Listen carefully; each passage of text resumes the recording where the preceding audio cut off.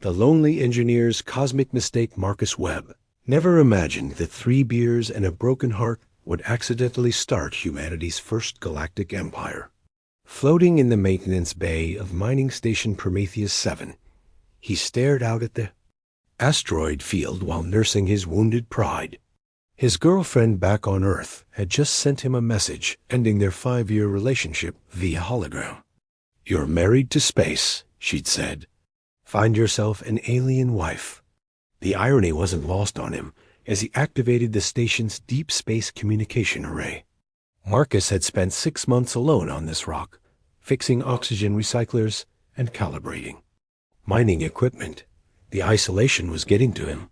On impulse, he grabbed the transmission microphone and spoke into the void. "Attention, universe," he said, his voice slurred with alcohol and loneliness. "Single human male seeking companionship. Good with tools, terrible at relationships. If any alien species wants to marry a guy who can fix anything but his own life, please respond. I'm not picky about tentacles or extra eyes." He laughed at his own joke and switched off the transmitter. What harm could it do? Space was vast and empty. Nobody would hear his drunken rambling. 3 hours later, reality proved him spectacularly wrong. The first response came as a pulse of crimson light. That made the station's hull vibrate like a struck bell. Marcus stumbled from his bunk, still dizzy from the beer, as alarms began screaming throughout Prometheus 7. Through the observation deck's reinforced windows, he watched something impossible emerge from hyperspace. The ship was beautiful and terrifying, shaped like a cathedral carved from black metal and starlight. Crimson energy coursed along its hull in patterns that hurt to look at directly. It drifted toward the station with predatory grace, and Marcus realized he might have made a terrible mistake. The communication array crackled to life without his input. A voice flowed through the speakers, smooth as silk and cold as the void. "Between stars. Human Marcus Webb of mining station Prometheus 7, it said. I am Zara Vex of the Shadowborn Fleet, Empress of the Crimson Nebula, Harvester of Distant Suns. Your proposal has been intriguing." Marcus dropped his beer bottle. It shattered on the deck plating, the sound unnaturally loud in the sudden silence. What now?" "You have broadcast a mating call across 17 star systems," the voice continued. "By the ancient laws of the Galactic Concord, any being who issues such a summons must face the trials of worthiness. I accept your challenge, human. Prepare yourself." The massive ship extended docking clamps toward Prometheus 7's airlock. Marcus realized he was about to meet his self-proclaimed alien fiancée, and she didn't sound like the understanding type. He grabbed the emergency manual from his desk, frantically flipping through pages about alien contact protocols. All he found were warnings about quarantine procedures and suggestions to contact Earth Command immediately. Unfortunately, Earth Command was 47 light-years away, and his visitor was arriving in approximately 3 minutes. Marcus straightened his wrinkled uniform and tried to comb his hair with his fingers. If he was about to die or get married to an alien empress, he might as well look presentable. The docking clamps connected with a resonant clang that echoed through the stations. Corridors. The airlock cycled open with a hiss of equalizing atmosphere. Zara Vex stepped through like she owned the universe, and Marcus had to admit she probably did. She stood 7 feet tall, her form humanoid, but clearly not human. Her skin was pale as moonlight, marked with intricate tattoos that moved and shifted across her arms and face. Her hair flowed like liquid shadow, and her eyes burned with inner fire. Most striking were the elegant fangs visible when she smiled, and the way she moved with fluid grace that suggested she could kill him without breaking stride. "Greetings, Marcus Webb," she said, her voice carrying harmonics that made his bones vibrate. "You have summoned me across the galaxy with your call. I find this ... amusing. Tell me, human, Are you prepared to claim what you have asked for? Marcus swallowed hard and tried to remember how to speak. There's been a misunderstanding, he managed. I was joking. It was sarcasm. You know, humor. Zara tilted her head, studying him with the intensity of a predator evaluating prey. Humor is a concept one has studied but rarely encountered. Among my people, a mating call is a sacred declaration. To make such a call falsely is an insult worthy of death. Oh, Marcus said faintly, that's not good. However, Zara continued, moving closer, I find myself curious about this humor you speak of. Perhaps we can reach an arrangement. The galactic dating scene explodes what Marcus thought would be an awkward conversation about misunderstandings quickly spiraled into something far more complicated. Zara Vex didn't just accept his explanation about humor. She found it fascinating.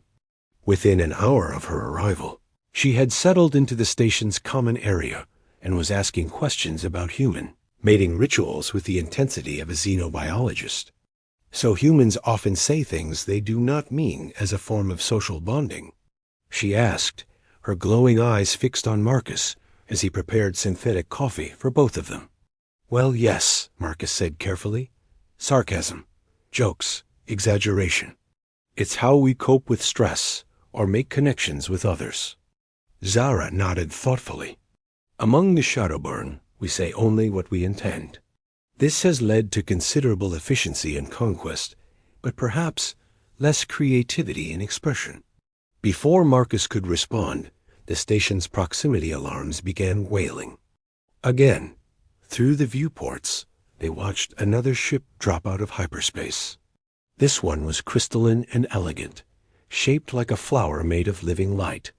The communication array activated again, this time with a voice like singing bells. Attention, Mining Station Prometheus 7. I am Crystal Song of Eternal Starlight of the Luminary Collective. We have detected a human mating beacon and wish to evaluate this Marcus Webb for potential bond partnership. Please prepare for diplomatic arrival. Marcus turned to Zara with growing panic. How many people heard my stupid message? Your transmission was quite powerful, Zara said, sounding amused.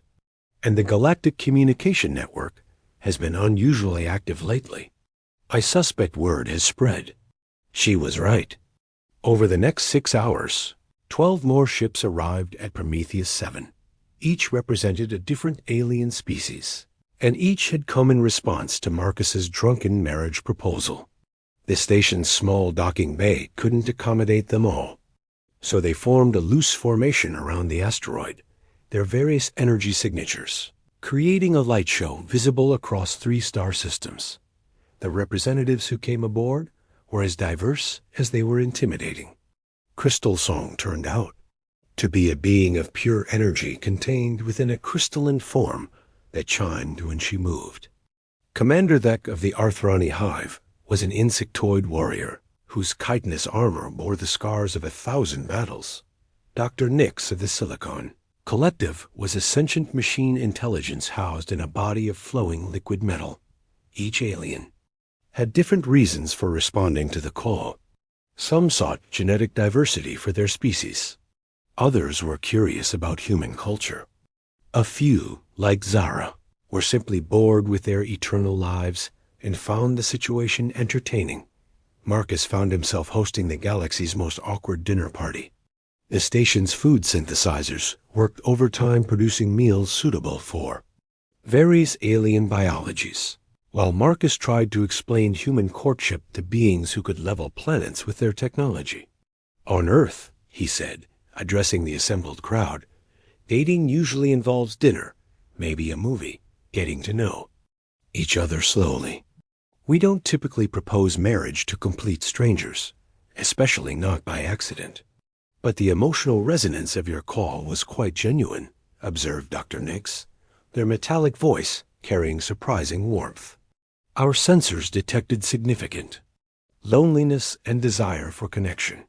These are rare qualities among spacefaring species. Most civilizations become cold and logical as they advance. agreed Crystal Song. Humans appear to retain their emotional complexity even in isolation. It is refreshing. Zara leaned back in her chair, a predatory smile playing across her lips. Perhaps we should test this human's worthiness in the traditional manner. Trial. By combat, with the victor claiming the right of partnership. The other aliens murmured agreement, and Marcus realized his situation had just gotten much worse. He was about to become the prize in an intergalactic battle royale, fought by beings who could probably crack planets with their bare hands. Wait, he said quickly. There has to be another way. What if we approach this differently? What if instead of fighting over me, we work together?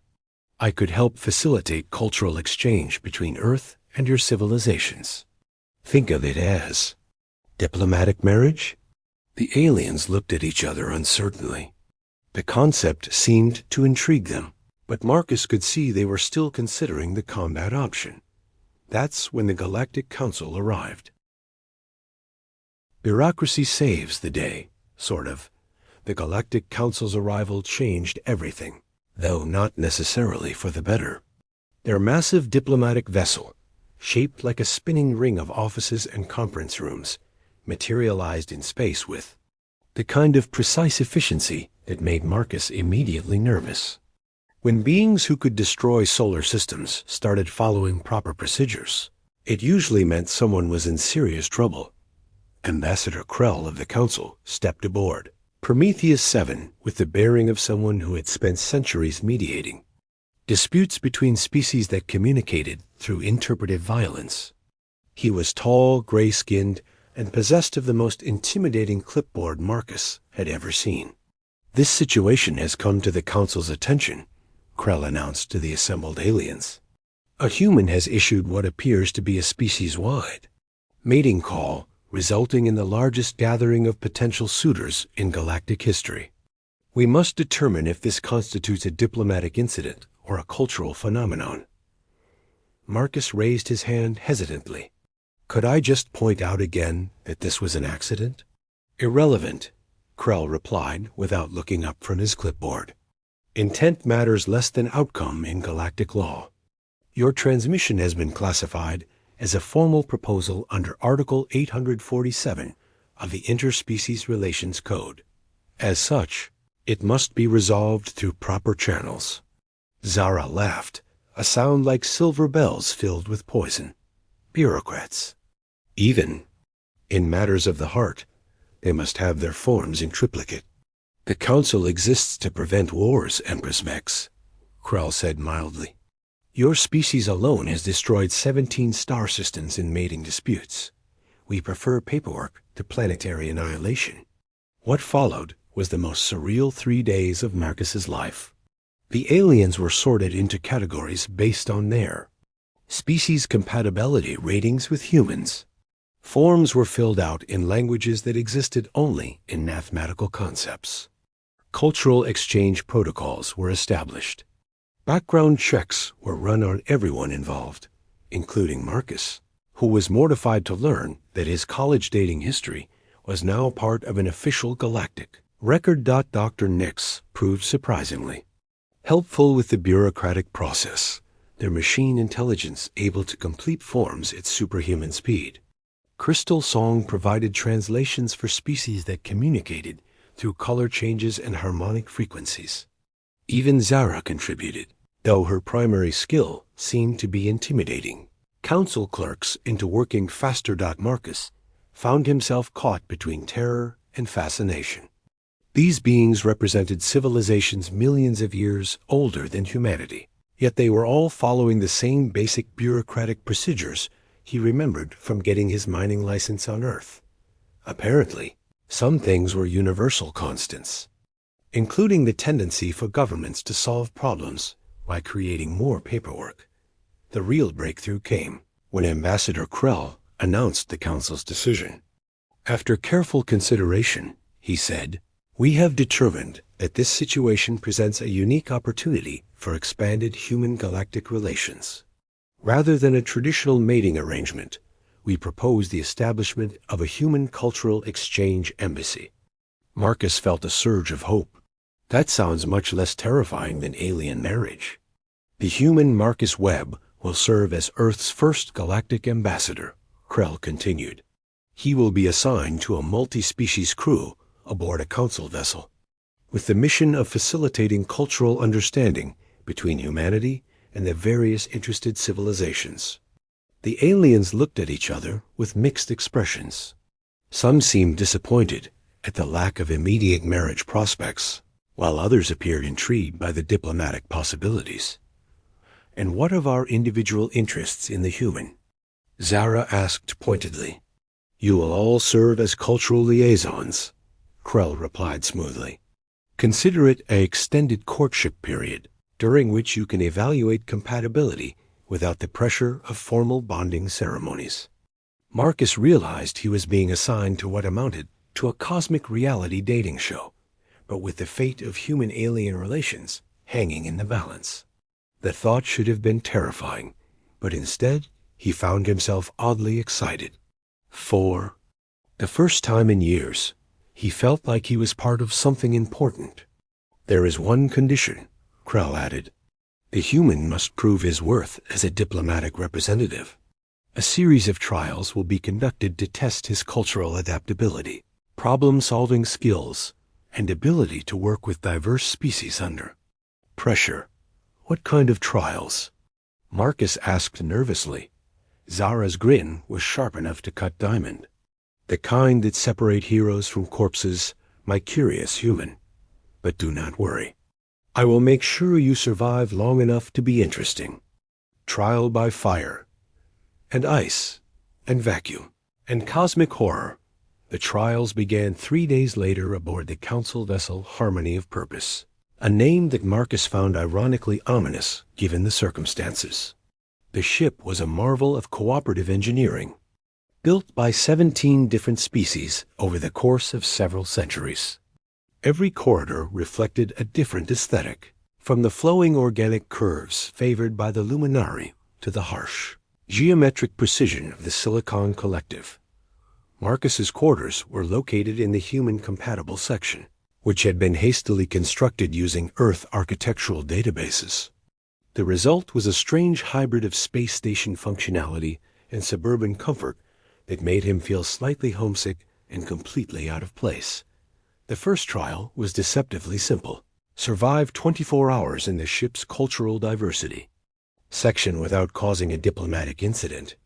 Marcus quickly learned that simple was a relative concept when dealing with beings who considered ritual combat a form of small talk. His first challenge came in the communal dining area, where he accidentally ordered a meal that was considered a grave insult to the crystalline hegemony. Only quick thinking and an improvised apology speech about human ignorance saved him from a formal duel to the death. Zara, watching from across the room, seemed disappointed that violence had been avoided. The second incident occurred in the Astu ship's library, where Marcus tried to access information about human-alien relations and triggered a security protocol designed to protect classified information about the Void Seekers' mating habits. The resulting alarm brought 3 security teams running, and Marcus spent 2 hours explaining that he was researching, not spying. By the end of the first day, Marcus had inadvertently started 2 minor diplomatic crises, been challenged to single combat by a being made of living crystal, and somehow become an honorary member of a species that communicated entirely through interpretive dance. He collapsed in his quarters exhausted, but oddly exhilarated. The second trial tested his problem-solving abilities under pressure. Marcus was presented with a scenario where a mining operation on a disputed world had uncovered an artifact that 3 different species claimed as religiously significant. His job was to find a solution that satisfied everyone without triggering a 3-way war. The key insight came from his experience with the station's equipment-sharing protocols. Different mining teams often needed the same tools, so they had developed a rotating schedule system. Marcus proposed that the artifact be placed in a neutral location where each species could conduct their religious observations. According to a carefully negotiated timetable, Dr. Nix called it elegantly practical, which Marcus took as high praise. From a species that had automated poetry, the third trial was where things got truly interesting. Marcus was assigned to lead a cultural exchange mission to the Shadowburn homeworld, with Zara as his guide and the other aliens as observers. The mission was supposed to be a simple diplomatic visit, but nothing involving the Shadowborn was. Ever simple, the Shadowburn civilization existed in the space between dimensions, their cities built on platforms that phased in and out of normal reality. Their culture was based on the concept of elegant destruction, the art of destroying things in ways so beautiful that they became forms of creation that Marcus watched in awe as Shadowborn artists destroyed mountains to create sculptures that existed for mere moments before collapsing into perfect geometric patterns. He witnessed warriors who fought duels where the goal was not to kill one's opponent, but to defeat them so stylishly that both fighters achieved a form of transcendence. Your species creates through addition, Zara explained as they stood on a platform overlooking a city that flickered between dimensions. You build, you construct, you accumulate. We create through subtraction. We find the perfect form hidden within chaos and reveal it through precise destruction. It's beautiful, Marcus said, and meant it. But why show me this? Because you are the first being from outside our culture to appreciate the artistry without fearing the destruction, Zara replied. Your species may be young, but you understand that creation and destruction are not opposites. They are partners in the dance of existence.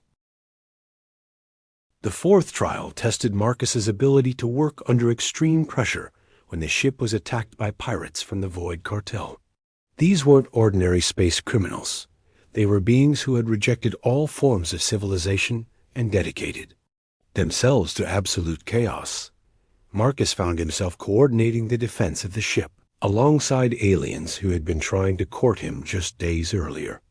Crystal Song used her energy form to overload the pirates' weapon systems.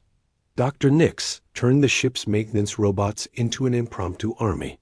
Zara led a boarding party that made the pirates reconsider their life choices with extreme prejudice. Marcus's contribution was less dramatic, but equally important. He figured out how to modify the ship's mining laser array into a defensive weapon system, using techniques he'd learned maintaining asteroid processing equipment. The improvised defense gave them the edge they needed to drive off the attackers. Not bad for a human, Commander Thek commented afterward, his insectoid mandibles clicking in what Marcus had learned was approval. The final trial was the most personal. Marcus was asked to choose which alien culture he found most compatible for long-term partnership. The question wasn't about romance or marriage.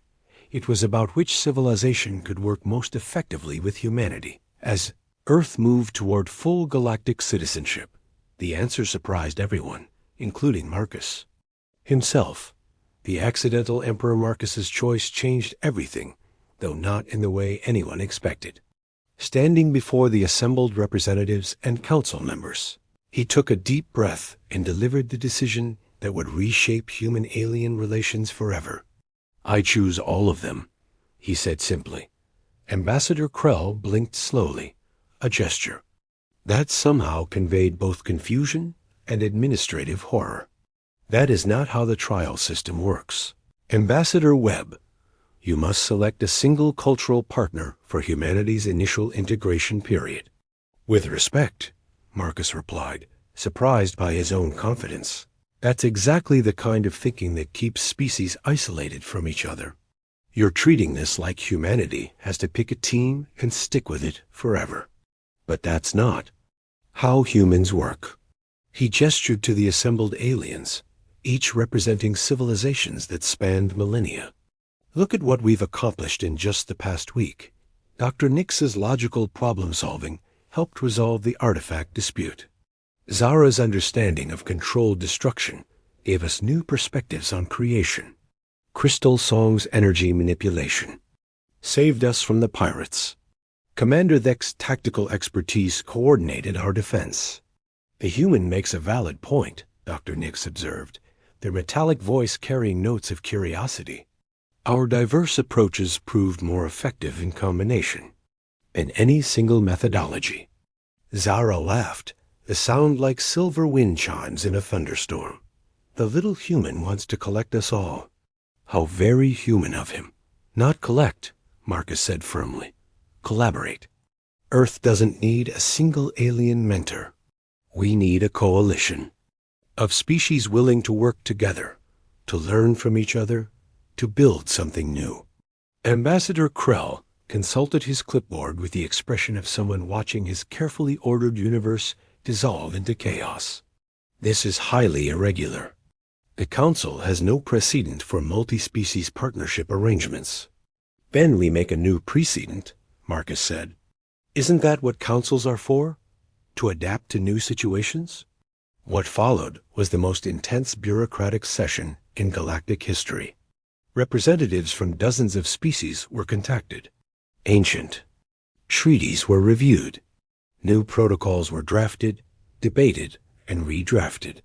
The harmony of purpose became a floating conference center as diplomats arrived from across the galaxy. The breakthrough came when Crystal Song proposed the concept of rotational partnership. Rather than a single alliance, Earth would work with different species on different projects, allowing for maximum cultural exchange while avoiding the political complications of exclusive relationships. Dr. Nix refined the concept into a formal framework they called the Adaptive Integration Protocol. Zara contributed enforcement mechanisms that would discourage species from trying to monopolize human cooperation. Commander Thek developed security arrangements that would protect Earth during the transition period. The Council voted to approve the experimental program by a narrow margin, largely because nobody could think of a better alternative. Marcus found himself appointed as the first director of multi-species coordination, a position that had been created specifically for him and came with responsibilities he was still trying to understand. 6 months later, Marcus stood on the observation deck of the Harmony of Purpose and watched construction crews from 17 different species working together to build humanity's first interstellar embassy. The station would orbit Earth's moon, serving as a neutral ground where humans could interact with alien visitors without the cultural contamination that worried some of the more paranoid council members. Regrets? Zara asked, materializing beside him with the unsettling grace of her kind. About accidentally proposing to half the galaxy? Marcus grinned. Not really. Though I do sometimes wonder what would have happened if I'd just gone to bed that night instead of getting drunk and philosophical. You would have remained a lonely engineer on a mining station, Dr. Nix observed, joining them at the viewport. Now you are the lonely engineer who accidentally became the most important human in galactic history. I'm not lonely anymore, Marcus said, looking around at his strange collection of alien friends and colleagues. That's got to count for something. Crystal Song's harmonious voice chimed in from behind them. The probability cascade analysis suggests that your initial transmission was not as random as it appeared. The timing, the emotional resonance, the broad spectrum frequency, all were optimally configured for maximum galactic response. Marcus turned to stare at her. Are you saying this was somehow planned? Not planned, she replied, but perhaps guided. The universe has its own patterns, and sometimes individuals become focal points for larger changes. Zara's grin was sharp and knowing. Or perhaps the universe simply has a sense of humor, and you were the perfect straight man for its cosmic joke. Marcus laughed, the sound echoing through the observation deck. Outside, Earth hung in space like a blue jewel, no longer the isolated world it had been just months ago. Ships from dozens of species moved in careful patterns around the planet, bringing trade, knowledge, and the promise of a future none of them could have imagined. Either way, Marcus said, I'm glad I made that call, even if I was just kidding at the time. The best beginnings often start as jokes, Zara observed. They are less frightening that way. As if summoned by their conversation, Ambassador Krull's voice echoed through the ship's communication system. Director Webb, please report to Conference Room 7. We have 17 species requesting partnership agreements, 3 minor diplomatic crises requiring your attention, and someone from the Void Seekers asking about marriage rituals. Also, your mother called from Earth. She wants to know when you're bringing your girlfriend home for dinner.